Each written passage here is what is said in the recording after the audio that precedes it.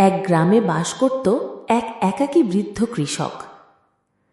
একদিন মাঠে কাজ শেষে ফেরার পথে সে দেখতে পেল একটি সাদা কবুতর কাঁপতে কাঁপতে পড়ে আছে ধান ক্ষেতের পাশে।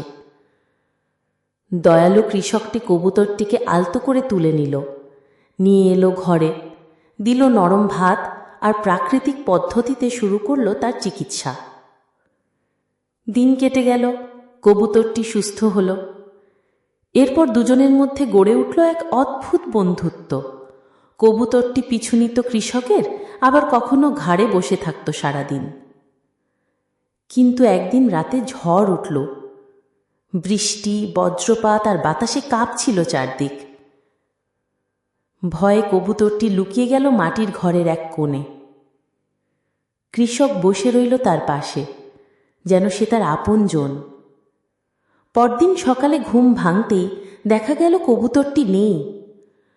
দরজার পাশে রাখা একটি ছোট পাতা ঝুড়ি, তাতে কয়েন আর একটি চিঠি।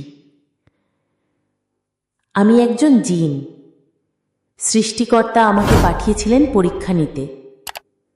তুমি পাশ করেছ, এই পুরস্কার তোমার জন্য। কৃষকের চোখে জল। সে জানত না সে কি পেল, জানত শুধু সে করুণা করেছিল।